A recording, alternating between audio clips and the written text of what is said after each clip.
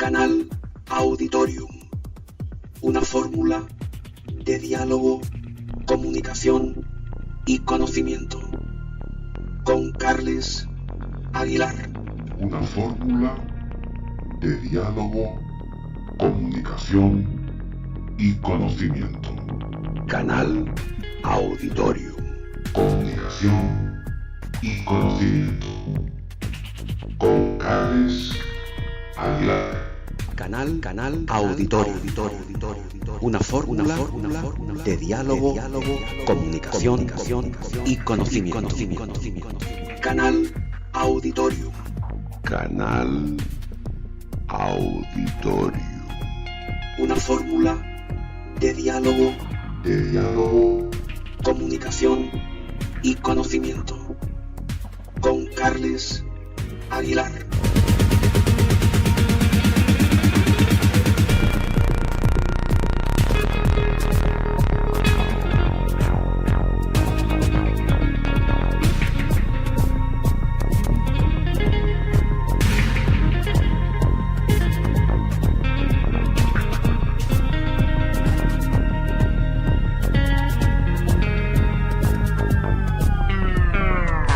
Canal Auditorio con Carles Aguilar.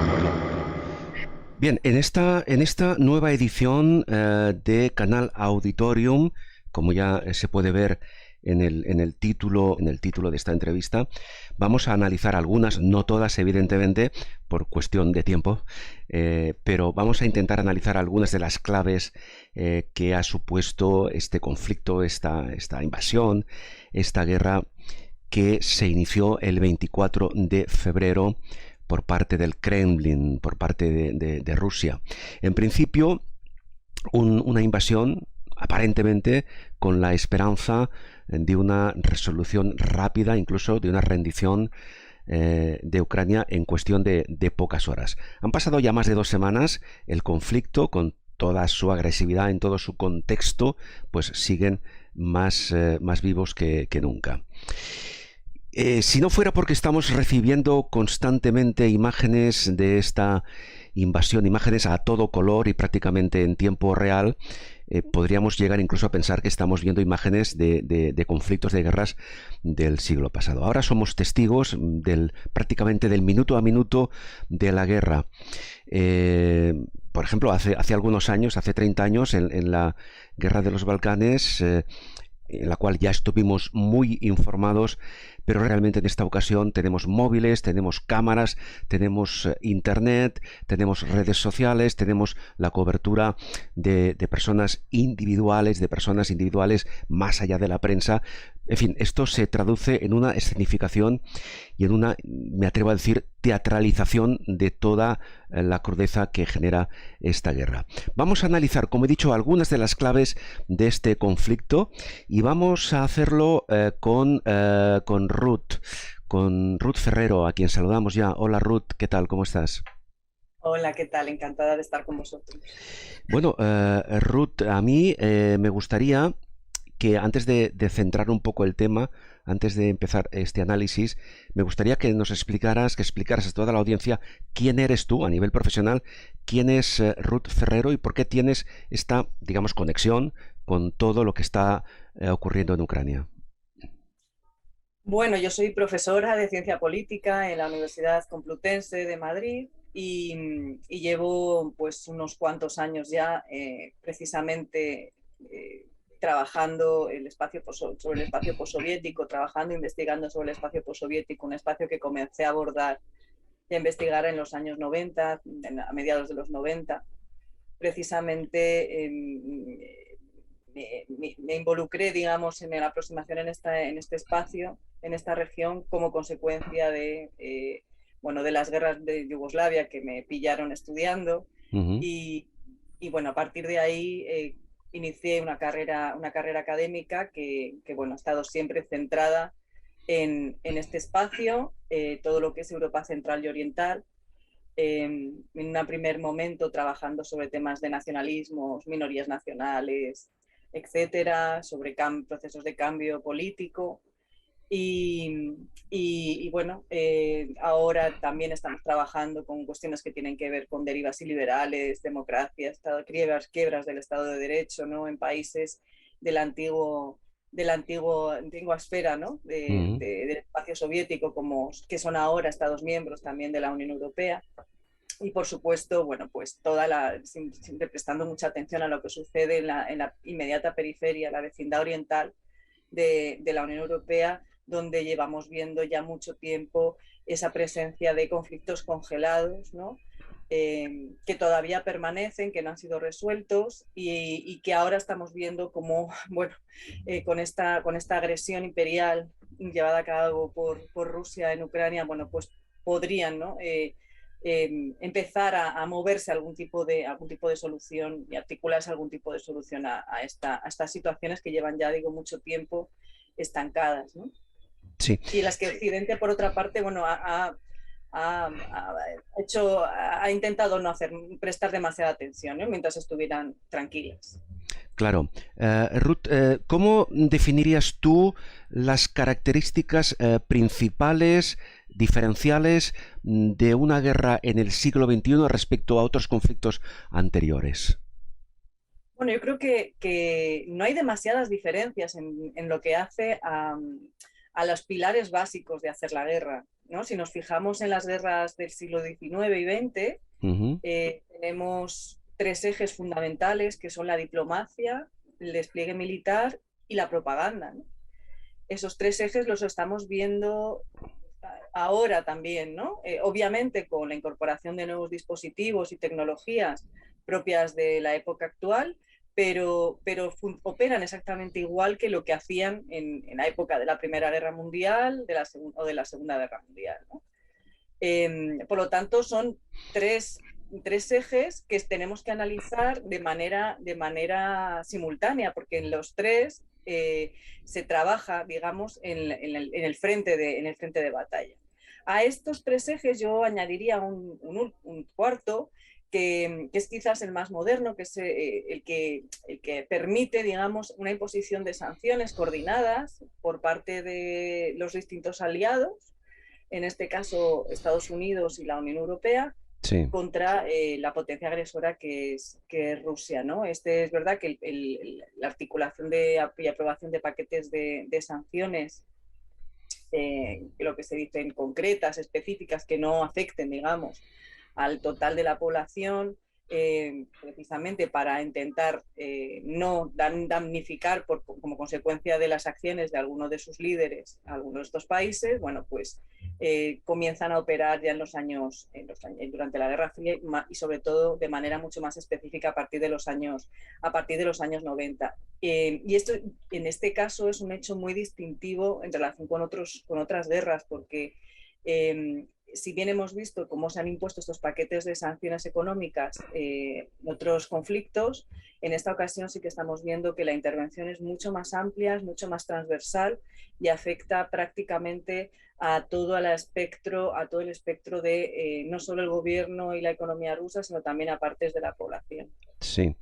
Ruth, si te parece, vamos a hacer una breve, digamos, cronología para situar a toda nuestra audiencia, porque si no recuerdo mal, todo esto más o menos, ahora tú nos lo confirmas, se inicia hace unos 8 años en la llamada crisis del Donbass. Llevamos pues, eso, 8 o 9 años de enfrentamientos.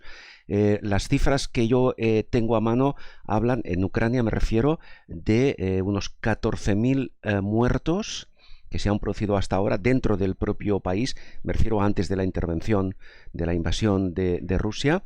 El origen de todo esto podemos decir que se sitúa en la llamada revolución del Maidán. ¿Esto es así? Bueno, yo creo que tenemos que remontarnos incluso un poquito más atrás, ¿no? Sí. No vamos a hacer una genealogía ahora completa de cuáles han sido los distintos momentos clave en relación con cómo hemos llegado hasta aquí, porque bueno, no hay tiempo, pero Claro. yo creo que es importante comenzar diciendo que una de las explicaciones, que no justificación, que está incorporada al discurso ruso para poner en marcha esta agresión a un Estado soberano como es Ucrania, bueno, pues está articulada, digamos, con esa idea de bueno, que ha sido Rusia rodeada por la OTAN, que la arquitectura de seguridad europea se ha construido al margen de Rusia y que además ha intentado humillarla, ¿no? en ese proceso de ampliación. Bueno, esto digamos que es la línea argumental que se ha sostenido desde el Kremlin durante mucho tiempo, ¿no? A esta línea argumental se ha sumado otra que hemos podido observar en los últimos años en los discursos y artículos publicados por Putin, en el cual se va incorporando una suerte de argumentario de tipo nacional esencialista, a través del cual pues reclama, digamos, la necesidad de reconstrucción de un gran imperio que enmarque, digamos, esa grandeza de lo que fue el imperio ruso zarista y el imperio soviético posteriormente, ¿no? Esa recuperación de las fronteras y sobre todo del control total de dos territorios que son esenciales para mantener, digamos, la seguridad del corazón de Rusia, que es Moscú, que son Bielorrusia y Ucrania, ¿no? Bielorrusia está controlada con un gobierno que es absolutamente leal al Kremlin, y Ucrania, digamos, que era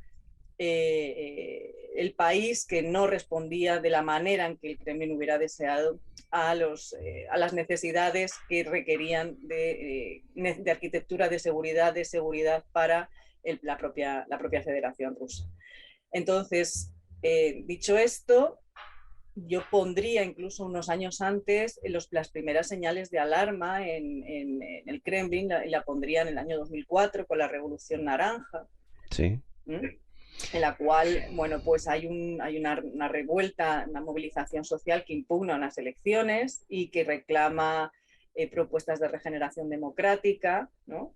También muy vinculadas con el liderazgo de Yulia Timoshenko, que, bueno, como se vio posteriormente, tenía también intereses espurios para controlar el poder, ¿no? O con la intención de controlar el poder y bueno, finalmente pues salió también de la escena política no muy bien parada.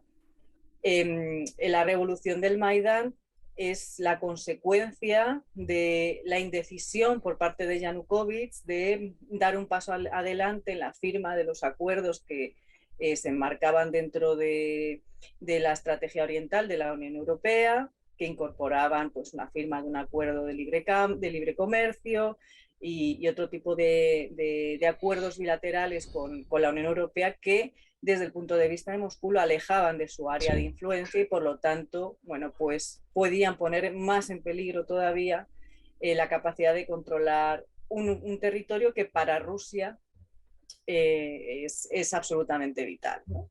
O ellos consideran que es absolutamente vital de cara al mantenimiento de su propia seguridad.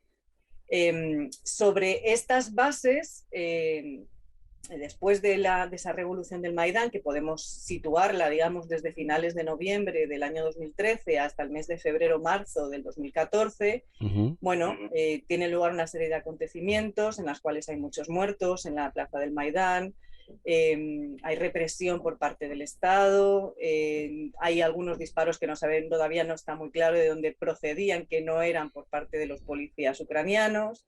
Bueno, se ha especulado muchísimo en relación con lo que sucedió ahí. La cuestión, sea como fuera, es que una vez alcanzado el acuerdo entre Yanukovych, con la mediación de Francia y Alemania y las fuerzas de oposición, bueno, finalmente Yanukovych abandona el país y se pone en marcha ese proceso, un nuevo proceso de cambio político en Ucrania que hace que provoca que el Kremlin decida tomar el control por parte de Crimea, ¿no? Como un puerto fundamental, como su salida al mar en el Mar Negro, ¿no? Y al mismo tiempo se lanza una ofensiva en las provincias orientales del Donbass que consideran que están pobladas por personas rusófonas y que por lo tanto serán afines, digamos, a los deseos del Kremlin. La estrategia de fondo en este caso es, en el caso de la anexión de Crimea, es controlar ese acceso al mar, imprescindible para la flota del Mar Negro rusa, y en el caso del Donbass, pues poner en marcha una desestabilización del territorio de tal manera que aunque no estuviera controlado el poder en Kiev, sí que, sí que se pudiera alterar lo suficiente la estabilidad del país para evitar una potencial adhesión a la OTAN, ¿no? Bien. Después de esta cronología, de esta sinopsis, que es la situación que nos ha llevado hasta ahora, y en base evidentemente al conocimiento de estos hechos que tienes, Ruth, como especialista, nos podemos, claro, en parte muchos de estos hechos que ahora nos has comentado, digamos, desde Occidente, excepto por parte de los profesionales de las ciencias políticas, para entendernos, son mayormente desconocidos por la sociedad. Quiero decir que luego hablaremos de todo el proceso de información, de desinformación que se está generando. Puedo incluso, Ruth, pensar que estamos asistiendo a dos guerras. Por una parte, la guerra física, la guerra territorial en la ubicación de Ucrania, y por otra parte, no sé si estarás tú de acuerdo, la guerra informativa o desinformativa. Esto es así, lo ves también de esta forma, ¿no? Sí, como decía al principio, no solamente las guerras se libran en el campo de batalla, sino Claro. también en el ámbito de la información y en el ámbito diplomático. No nos olvidemos esa tercera pata Sí. que yo creo que es fundamental y que además permanece abierta en todas las guerras. Siempre está abierta, siempre hay negociadores que están intentando, bueno, enrascar, ¿no?, acuerdos que les sean más favorables. Y en función de lo que vaya sucediendo en el teatro de operaciones, en donde se está librando la batalla, bueno, pues se puede intentar apostar por avanzar más o menos en ese proceso negociador, que es efectivamente lo que estamos viendo estos días, ¿no? Claro. En relación con la potencial firma de un acuerdo de paz o de alto el fuego, etcétera. Sí. En relación con la guerra de comunicación, ¿no? Pues sí, estamos viendo cómo efectivamente tanto desde el Kremlin como desde Kiev, como desde Occidente, y como desde China también, ¿no? Sí. Estamos observando esa guerra de la comunicación, ¿no? Que genera mucho ruido y que es muy difícil discernir qué es lo que es cierto de lo que no es cierto, ¿no? En cualquiera de estos cuatro actores, ¿no?, que he mencionado. Tanto los rusos como los ucranianos, como los chinos, como los medios occidentales, trabajan también sobre la idea, pues en el caso de los ucranianos, de insuflar un mayor espíritu combativo a la resistencia ucraniana, y Zelensky lo está haciendo muy bien, claramente está ganando esa batalla comunicativa para con sus soldados y para con su población, pero también estamos viendo cómo nos llegan informaciones muy sesgadas, tanto desde Moscú como también, repito, desde otros medios de comunicación que, bueno, a priori no deberían tener esos determinados sesgos, ¿no? Y la cuestión es que no sabemos mucho sobre lo que está sucediendo en el campo de batalla. Y entonces caemos mucho en el campo de la especulación. En general, todo el mundo, la prensa, los analistas, porque es pura especulación de las imágenes que están llegando, por lo que tú decías antes, ¿no? Como todo el mundo tiene un teléfono y puede grabar imágenes, el caos generado y el ruido que se genera con todas esas imágenes no nos permite distinguir exactamente a qué se están refiriendo esas imágenes. Claro, pero Ruth, fíjate que nos centramos ahora en el tema de la información, desinformación, fake news, etcétera. Todo esto por ambos bandos, como tú acabas de confirmar. Todo esto está generando a nivel social en Occidente lo que se está llamando ya una creciente rusofobia, es decir, se está intentando desde los diferentes medios de comunicación hacernos ver que Rusia es prácticamente, digamos, la encarnación del mal, es el malo de la película, ¿no? ¿Qué de cierto hay en esta rusofobia que se nos está inculcando desde Occidente? A ver, yo creo que lo que está sucediendo es que en esta envolvente, ¿no?, que se está intentando hacer desde la parte, digamos, occidental, entiendo por parte occidental, Estados Unidos y la Unión Europea, Sí. fundamentalmente, que está sostenida sobre ese aislamiento económico provocado, que se intenta provocar como consecuencia de las sanciones, se están incorporando otra serie de medidas que lo que intentan es aislar, no solamente en el ámbito de lo económico, sino en el ámbito de lo social y lo cultural, a toda la sociedad rusa, ¿no? Es decir, infligir un castigo ejemplar a la sociedad rusa en su conjunto, ¿no? Porque se considera que son los que están apoyando ese régimen de Putin. La intencionalidad, desde mi punto de vista, es intentar minar, digamos, esas lealtades ciudadanas a un líder que es Putin, que cuenta, según los sondeos con los que estamos trabajando, que no son muchos, por cierto, bueno, pues unos índices de popularidad en torno al 70%, ¿no? Y esto hace que, bueno, pues que el régimen se sienta cómodo en esa situación. Por tanto, yo entiendo que esa intencionalidad va dirigida a intentar minar la confianza de la población en su líder para intentar provocar algún tipo de momento revolucionario en la sociedad rusa. Lo que sucede es que yo creo que lejos de alcanzarse ese objetivo, lo que se va a hacer es reforzar una sensación de victimización de la sociedad rusa que les va a hacer mucho menos porosos a informaciones que lleguen por parte de medios occidentales o informaciones occidentales, porque van a sentirse realmente amenazados, ¿no? Y van a sentir que les expulsan de universidades de toda Europa, a estudiantes que no tienen culpa, que no tienen manera de volver a su país porque han cerrado todas las líneas aéreas con Moscú, ¿no? El otro día me comentaban que, bueno, pues que hay estudiantes rusos que les están diciendo de universidades españolas que se vuelvan a Moscú o que se vuelvan a su pueblo en Rusia, y resulta que tienen que hacer unos transbordos vía Turquía o vía Belgrado que les ascienden los billetes a más de 1.000 euros. Entonces, estamos rozando unos límites en el tema de la rusofobia que yo creo que no son sanos, que el miedo,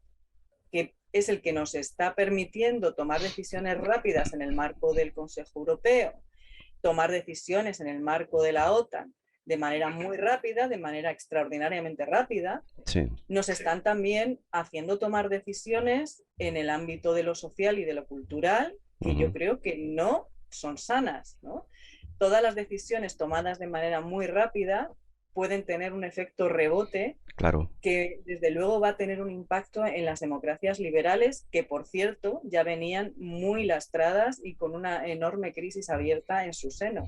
Y esto puede dar lugar a la que el crecimiento de los nacionalpopulismos se incremente en los próximos años, ¿no?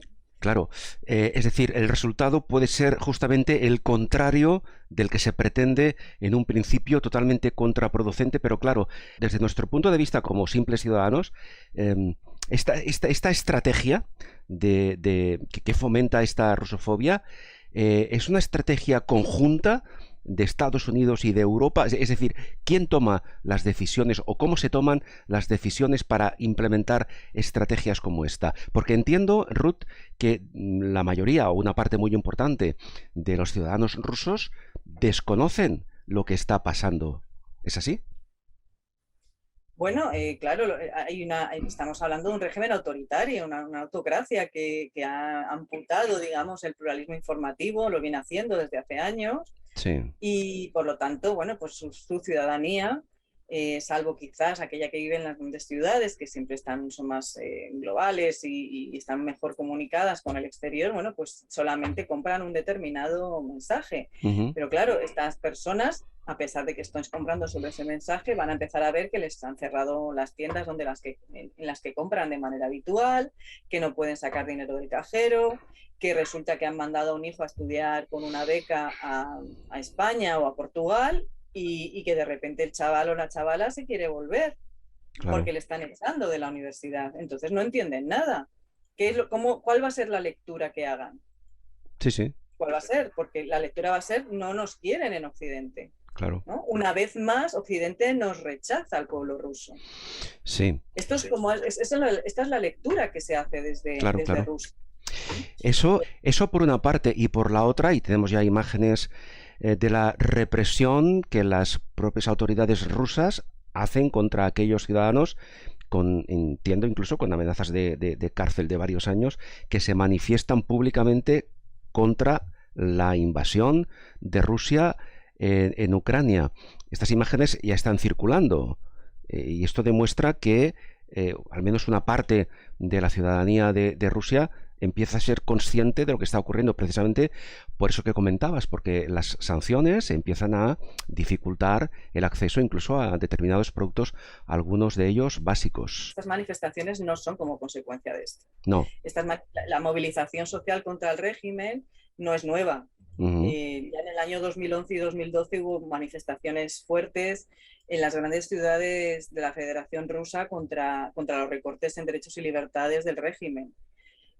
Lo que sucede es que estas movilizaciones, si nos fijamos, se dan solamente en el seno de las grandes ciudades y no es una representación veraz de cuál es el total de la posición de la ciudadanía rusa, que no solamente, fundamentalmente, además, no vive en grandes ciudades interconectadas en el ámbito de lo global.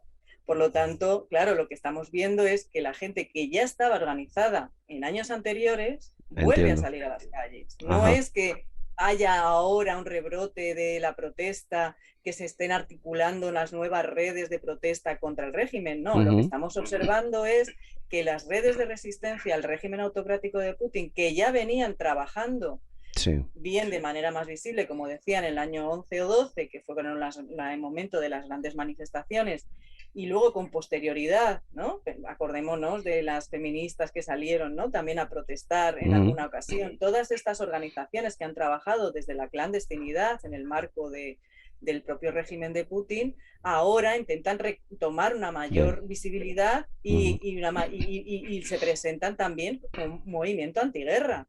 Claro. ¿No? Precisamente, bueno, pues porque es un momento coyuntural que es esencial que efectivamente esas organizaciones que ya existían tomen de nuevo la iniciativa. Bien. Pero esto no quiere decir que el grueso de la sociedad rusa esté saliendo a la calle, ¿no? También estamos viendo organizaciones de madres de combatientes, ¿no? en el territorio del ucraniano, ¿no? Que reclaman, ¿no? Que quieren saber qué sucede con sus hijos.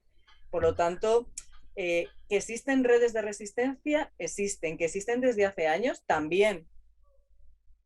Pero lo que no estamos en condiciones de ver ahora es que eso sea una movilización que sea mayoritaria y transversal a toda la sociedad rusa. Bien, pues eso demuestra lo que antes yo apuntaba, es decir, que la mayoría de ciudadanos rusos desconocen lo que está pasando porque el propio Putin, en uno de los mensajes que ha lanzado a sus ciudadanos, es que lo que se está haciendo en Ucrania es una operación militar especial, pero en ningún caso habla ni reconoce ningún tipo de invasión. Antes, Ruth, hacías referencia a Zelensky, al presidente actual de Ucrania. Y me gustaría que explicaras un poco cómo llega Zelensky, que hoy por hoy ya se ha convertido, o lo han convertido en un héroe nacional, cómo llega Zelensky a la presidencia de Ucrania, porque su trayectoria es bien curiosa, ¿no? Sí, bueno, Zelensky es un actor cómico, ¿no? No sé, como si Wyoming decidiese, ¿no? Para que nos entienda todo el mundo, decidiese en un momento determinado pues dar el salto a la política y presentarse a unas elecciones, ¿no? En Ucrania tenemos un régimen presidencial, bueno, pues Zelensky se presenta, digamos, como la alternativa a el sistema de partidos histórico de Ucrania, después de la salida de Poroshenko de la presidencia, e intentar romper, digamos, una dinámica que no se ha visto alterada en ningún momento, ni durante el Maidán, ni antes del Maidán, ni durante el Maidán, ni después del Maidán, que es que todos los presidentes ucranianos eran de alguna manera oligarcas, ¿no? Que se habían hecho con el control económico y controlaban, ¿no? Parte de la economía, de una parte importante de la economía ucraniana. Zelensky se presenta como un hacedor de nueva política, ¿no? Porque no viene del establishment histórico ni tradicional, se presenta además como una persona que nace en las regiones orientales del país, de habla rusa, de origen judío, y como una alternativa a un sistema corrupto y decadente, ¿no? Como él lo plantea, en su campaña y con la promesa de terminar con esas redes de corrupción y terminar también con la guerra en las regiones orientales del Donbass, ¿no? Sí. Y consigue una victoria contundente en las elecciones del año 2019, ¿no? Con este programa. Esto, digamos, que es la cara A de la llegada de Zelensky al poder, ¿no? No sé si conocen, bueno, pues que él trabajaba en una serie de televisión en la que hacía de presidente de Ucrania, ¿no? Sí, curiosamente, sí. ¿no? Que se enfrentaba, bueno, pues a diversos retos, ¿no? Y en ese sentido, claro, así dibujado, pues dices, pues muy bien, un candidato, ¿no? que quiere regenerar el sistema político, etcétera, etcétera, terminar con el control de los oligarcas. Pero claro, Zelensky llega con el apoyo de otros oligarcas, ¿no? Claro, no sí. son los oligarcas los que se presentan en primera instancia, sino que lo apoyan por detrás. Sí, yo Ruth, tengo entendido que precisamente detrás del ascenso de Zelensky está uno de los oligarcas que es el propietario de la cadena de televisión donde Zelensky triunfó como actor. Claro, claro. Nadie alcanza el poder en Ucrania si no está apoyado de alguna manera por los grupos de oligárquicos, ¿no?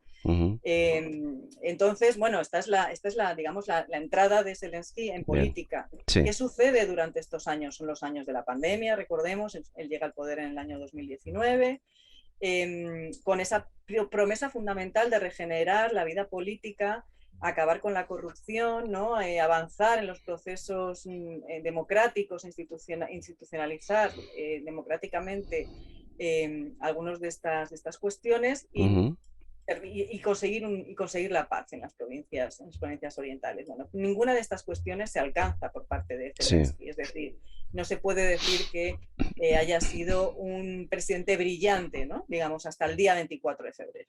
¿No? Sí. Haciendo el análisis hasta el momento de la invasión rusa. Bien.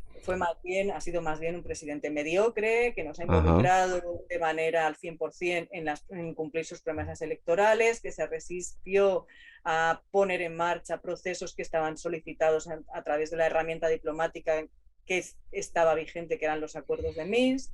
Que era pues, convocar elecciones regionales en Donetsk y en Lugansk, ver si se les dotaba de algún tipo de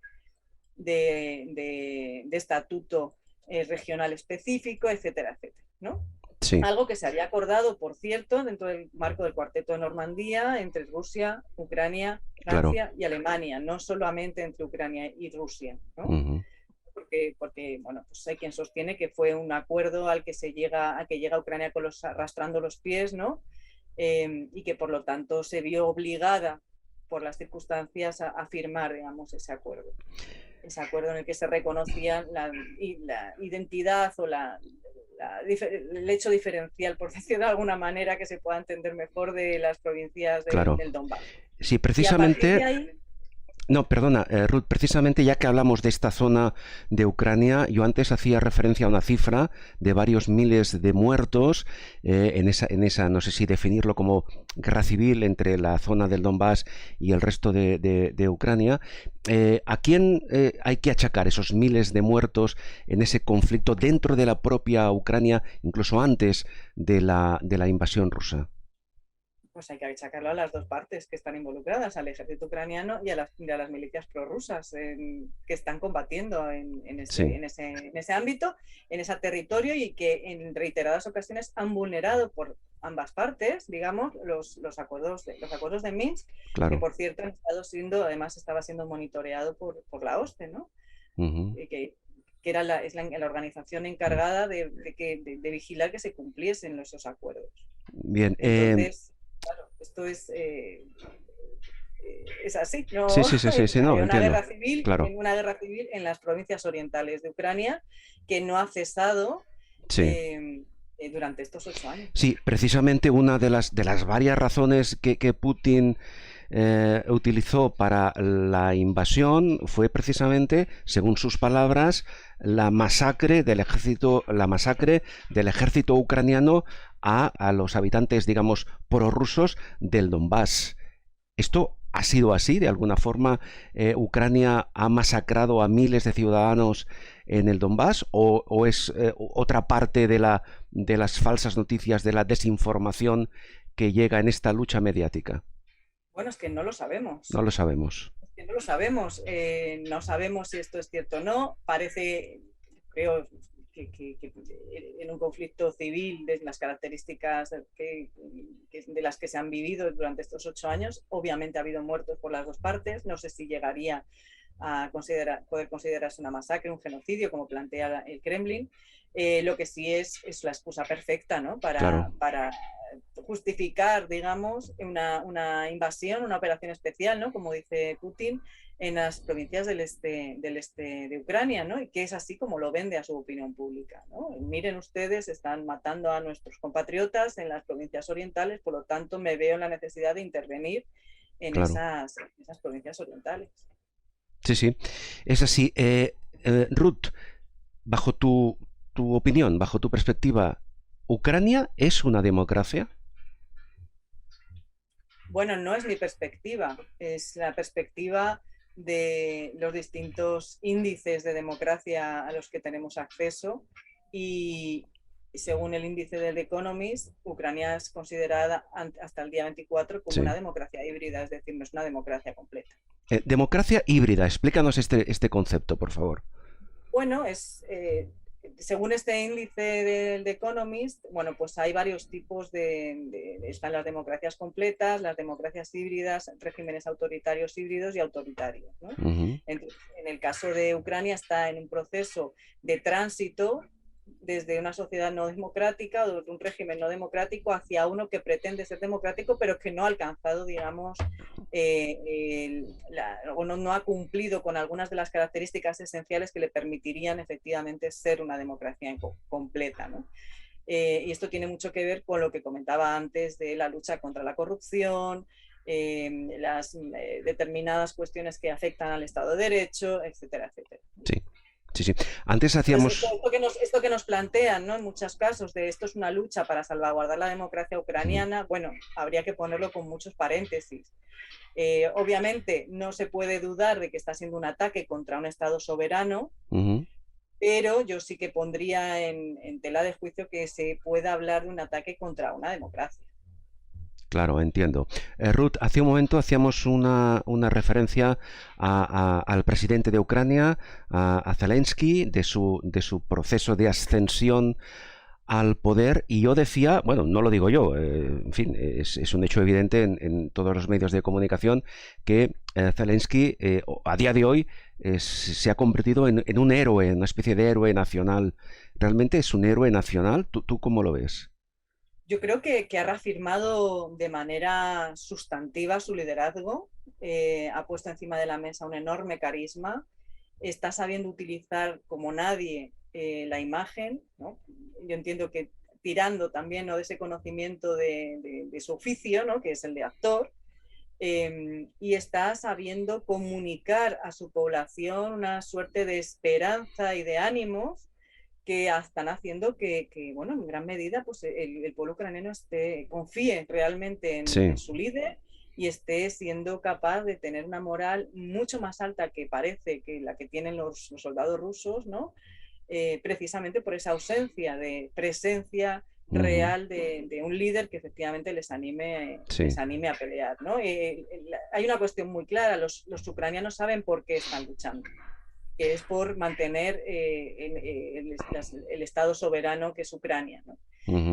Los rusos no saben exactamente por lo que están peleando, no saben si quieren controlar todo el territorio, si quieren rescatar a no se sabe qué rusos de no se sabe qué regiones, a las cuales están masacrando, ¿no?, a base de misiles. Y entonces, bueno, pues claro, es que la situación está tan descompensada que claro, a nivel moral no hay color, ¿no?, entre claro, cualquiera de los bandos. Dicho esto, Ruth, contrastamos la figura de Zelensky con la figura de Putin. Es un político serio que parece que tiene la capacidad de tomar decisiones en firme. Claro, estamos especulando, pero ¿qué crees tú que busca Putin realmente en Ucrania? ¿Cuál crees tú que puede ser su objetivo final después de más de 2 semanas de invasión, de guerra, en la que no ha conseguido lo que parece que era su principal objetivo, una invasión rápida y una resolución rápida del conflicto? ¿Qué crees tú que busca Putin? Bueno, es que esto es una especulación pensar que Claro. eso es lo que quería Putin, ¿no? Bueno, Que quería una invasión rápida del claro. territorio. Yo lo tengo bastante, yo no me atrevería a decir qué es lo que tiene Putin en la cabeza.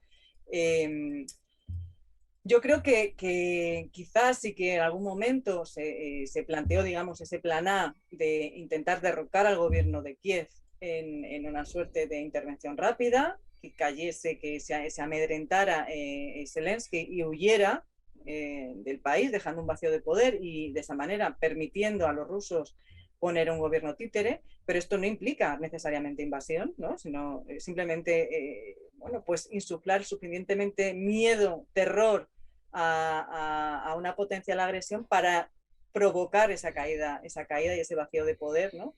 en el gobierno de Kiev, y esto no ha sucedido. Esto no ha sucedido. Lo que sí que estamos viendo es que se recrudece la ofensiva en el este y en el sur, que en el frente de Kiev está bastante estancada en las capacidades de rodear la ciudad y de tomarla, pero llevamos apenas 3 semanas de guerra. Y las grandes ciudades es muy difícil controlarlas, ¿no? Con la capacidad de efectivos que tiene desplegado Rusia, a pesar de que por lo visto ahora está trayendo más fuerzas procedentes de las regiones orientales de la Federación Rusa. Según los analistas de estrategia militar, yo no soy analista de estrategia militar, por lo tanto me refiero a ellos, para controlar la totalidad del territorio ucraniano haría falta más de 1 millón de efectivos, y el ejército ruso en la actualidad tiene un máximo de 800.000. Por lo tanto, a ver, los rusos no son tontos. Claro. Los rusos tienen experiencia militar, experiencia estratégica y demás, ¿no? Por lo tanto, no parece que el objetivo principal de la operación, de la invasión, sea el control total del territorio ucraniano, sino más bien pues controlar algunas zonas que sí que son realmente estratégicas y vitales según la estrategia de seguridad rusa, como puede ser, por ejemplo, Mariupol, sí, ¿no? Que vincula las regiones del Donbass con Crimea y le permite controlar el mar de Azov en su conjunto, le quitaría un puerto estratégico a Kiev, muy relevante además a nivel económico. Recordemos que Mariupol, antes de la invasión, aportaba el 5% del PIB ucraniano, es decir, es un enorme mordisco a la economía ucraniana, o a lo que puede ser la economía ucraniana en la situación de posguerra, si esto se mantiene así.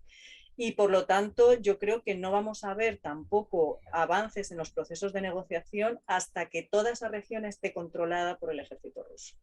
Sí. Porque eso va a ser lo que les va a permitir ir a una mesa de negociación con unas posiciones mucho más asentadas sobre el terreno.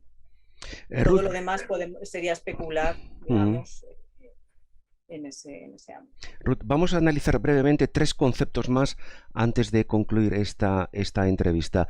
El papel, porque se ha hablado estos días incluso de un posible riesgo nuclear en el caso de que esta guerra, esta invasión, este conflicto vaya más allá de las fronteras de Ucrania.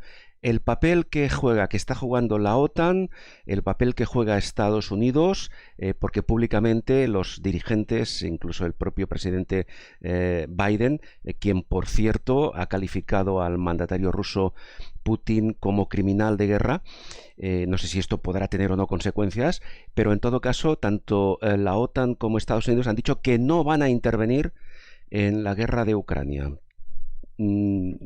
¿Esto qué situación genera?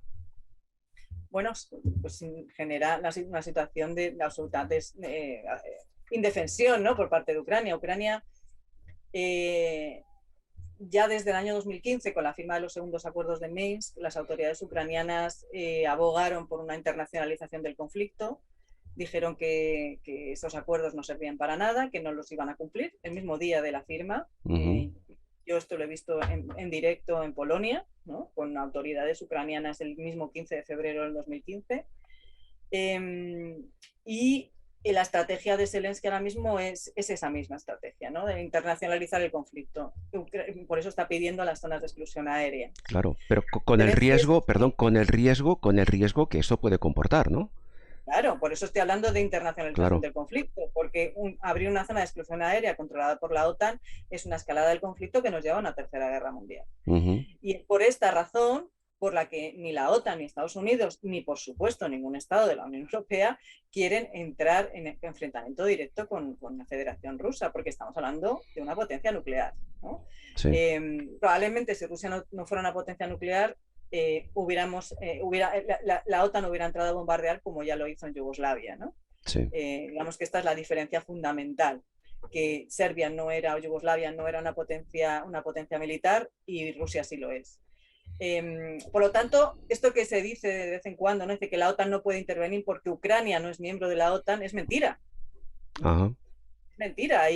Sí se puede intervenir. Si lo pide el Estado que está siendo atacado, sí se puede intervenir. Lo que pasa es que la OTAN es muy consciente de que si interviene, automáticamente se activan todas las alarmas rojas y acabamos en un escenario pues, muy distópico, todavía más distópico de lo que llevamos viviendo estos años, ¿no? Entonces, bueno, esto es la razón fundamental por la que no hay una intervención militar directa en el territorio ucraniano. Claro, no hay, evidentemente, y esperamos que no la haya, una intervención militar directa, pero sí que se envían armas al ejército ucraniano por parte de varios países de la OTAN. Incluso Putin ha amenazado, no sé si lo ha cumplido o no, de atacar los convoyes que transportan las armas al ejército ucraniano. ¿Esto no es un factor de riesgo añadido? Claro, pero es que estamos en guerra. Es que es un factor de riesgo añadido enviar armas, por supuesto. La intencionalidad del envío de armas es muy clara, ¿no? Por parte de Occidente, y es intentar que Ucrania aguante el máximo posible para llegar en unas condiciones mejores a una posible mesa de negociación de nuevo. Sí. Igual que antes lo analizábamos desde el lado ruso, hasta que no se controlen determinadas ciudades, determinados territorios, no vamos a estar enfrente de una mesa de negociación que efectivamente sea verídica y a la que se pueda llegar a algún tipo de acuerdo. En el caso ucraniano sucede exactamente igual. Si no se les da el derecho a la defensa, a la legítima defensa por parte de un invasor, probablemente la entrada de la Fuerza Aérea rusa y el ejército en su conjunto hubiera sido mucho más rápido, ¿no? Y entonces hubiera habido menos que negociar, ¿no? Con las autoridades ucranianas. Claro. Pero esto no es lo único que se ha arriesgado. Se ha arriesgado la asertividad con la que se han aprobado determinados paquetes de sanciones económicas. Decía al principio de esta entrevista que hay 3 pilares que sostienen sobre los que se articulan las guerras históricamente: la propaganda, la diplomacia y los despliegues militares. A estas hemos sumado la de las sanciones económicas, y las sanciones económicas son una herramienta más de guerra, y es muy importante que todos tengamos en la cabeza que cuanto más dureza y más duras sean esas sanciones ante el enemigo, que en este caso es la Federación Rusa, el efecto boomerang contra nuestras sociedades también lo va a ser. Claro, ¿no? claro. Sí. Y entonces, obviamente, nos vamos a ver afectados tanto en lo que hacen los envíos de material militar ofensivo, como también en la forma en la que articulemos y en la que estamos imponiendo las sanciones económicas que estamos viendo estos días. Sanciones económicas que también, como ahora decía Ruth, pueden, por ese efecto rebote, afectarnos a nosotros mismos. Vamos a hablar claro, decíamos antes que el envío de armas de defensa al ejército ucraniano pretende, digamos, no solamente dotarles de una capacidad defensiva más evidente, sino llegar a una especie de equilibrio de fuerzas para que en el momento de las negociaciones exista una cierta igualdad, entre comillas, lo de igualdad, porque evidentemente igualdad a nivel militar entre el ejército ucraniano y el ruso no existe, pero sí que se les va a dotar de una cierta capacidad de negociación. La pregunta es, Ruth, claro, cuanto más dure esta invasión, cuanto más dure esta guerra, más muertos van a haber, y no solo hablo de militares, hablo de civiles, porque están viéndose afectados muchos miles de ciudadanos que son atacados por los misiles rusos. Más duración del conflicto, más duración en el tiempo de la invasión, mayor número de refugiados, ahora hablaremos de ellos, y más número de muertos civiles. Es un poco un contrasentido pretender, pregunto, que por una parte se alargue la guerra dotando al ejército ucraniano de más capacidad defensiva, con los muertos, sobre todo a nivel de personas civiles, que van a morir en estos próximos días, ¿no?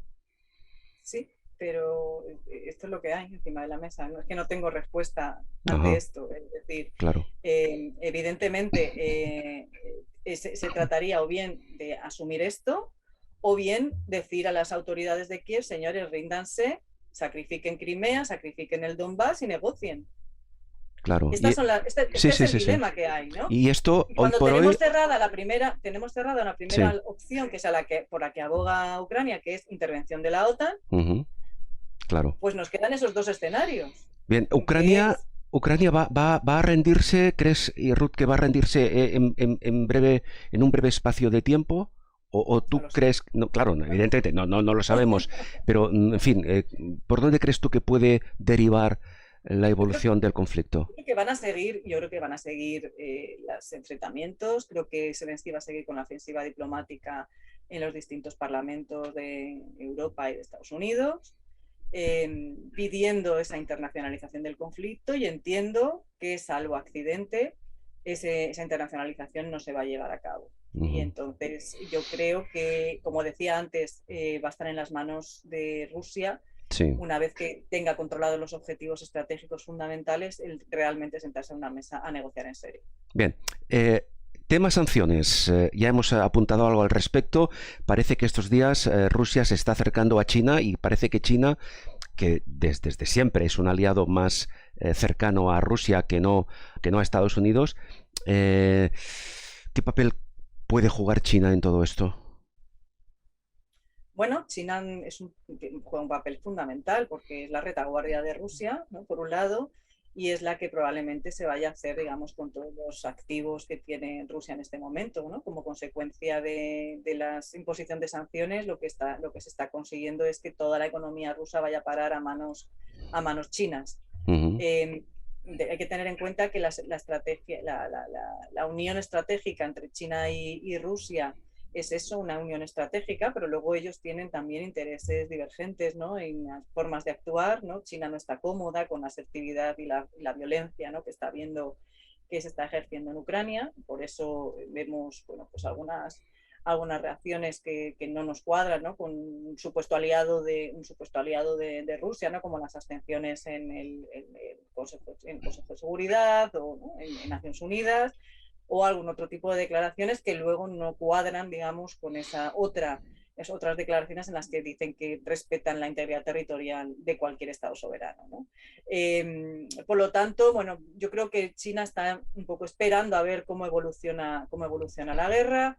Está bueno, pues esperando efectivamente a ver qué tipo de acuerdos se llega, a qué tipo de acuerdos se llegan en el escenario regional de Ucrania, y a partir de ahí pues veremos a ver si se mantiene esa alianza estratégica, si se convierte en efectivamente el polo que lidera esa alianza entre Rusia y China, y sobre todo lo que estamos viendo, lo que seguramente veremos en los próximos meses y años, es que efectivamente ese desacople de las economías que se crea durante el proceso de globalización neoliberal durante estos años va a ser un hecho, ¿no?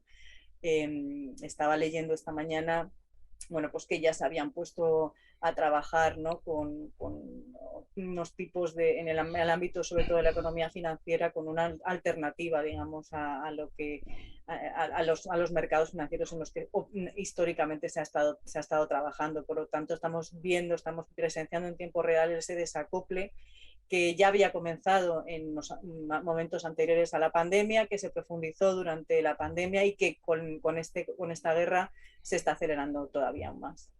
Ruth, vamos a concluir haciendo referencia a la crisis, al drama de los refugiados.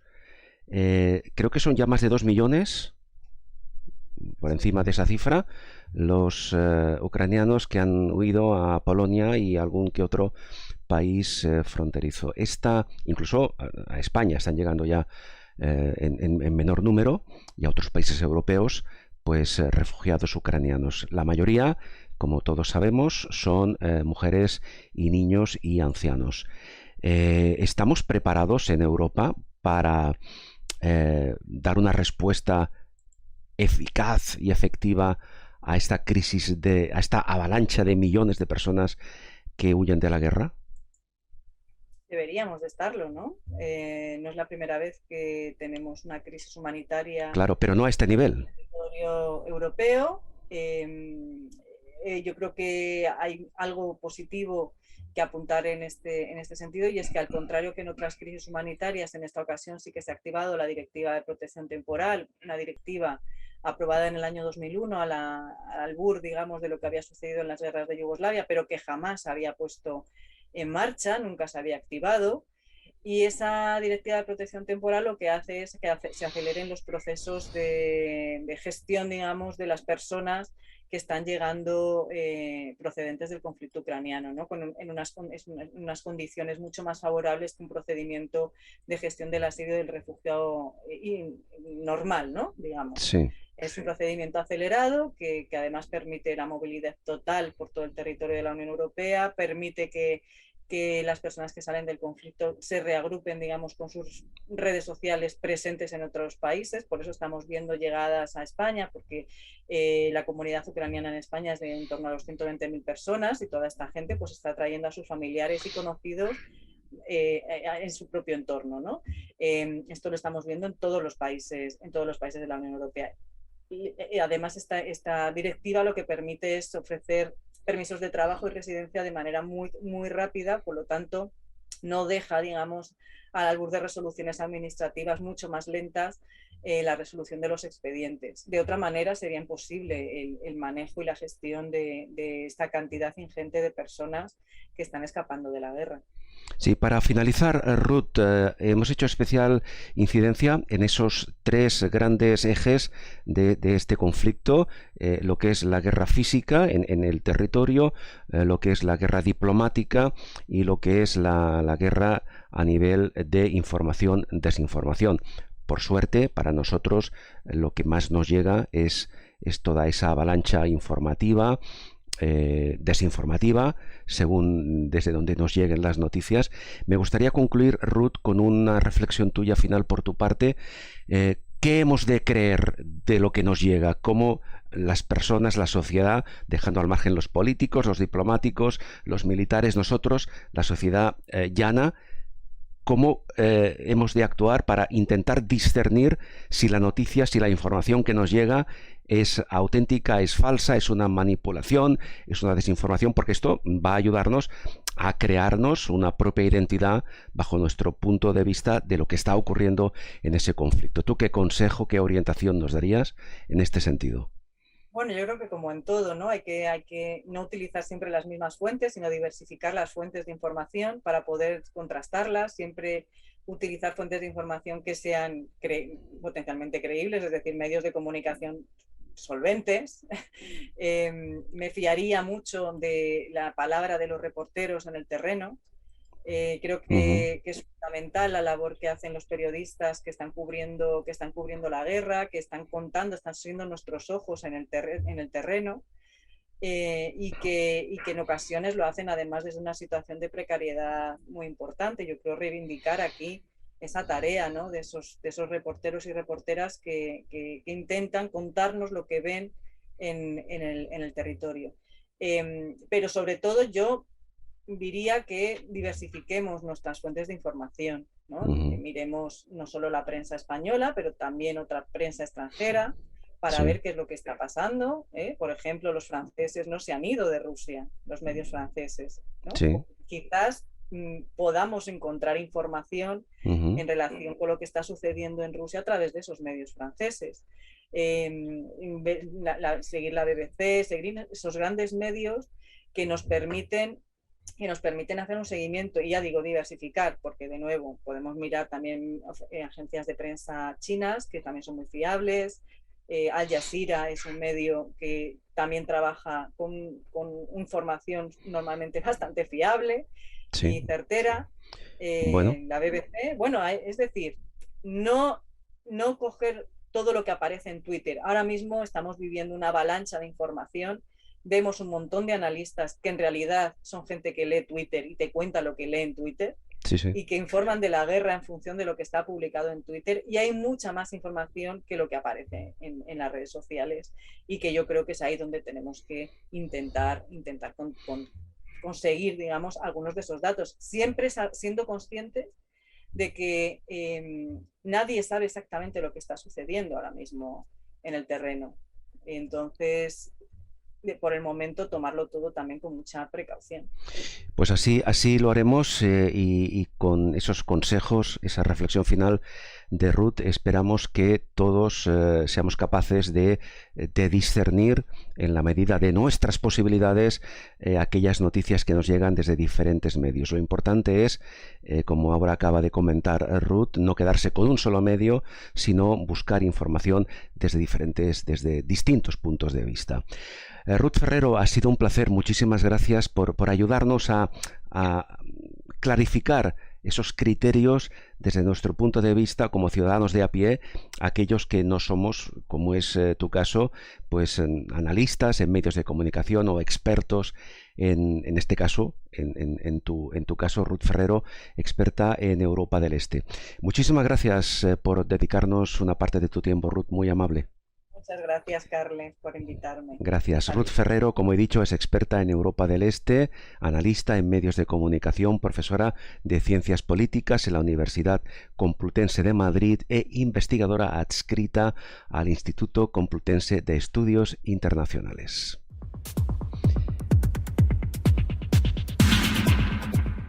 Canal Auditorium. Una fórmula de diálogo, comunicación y conocimiento, con Carles Aguilar. Una fórmula de diálogo, comunicación y conocimiento.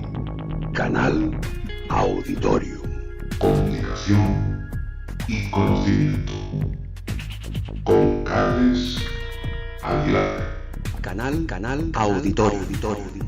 Una fórmula de diálogo, comunicación y conocimiento. Canal Auditorium. Canal Auditorium. Una fórmula de diálogo, comunicación y conocimiento. Con Carles Aguilar.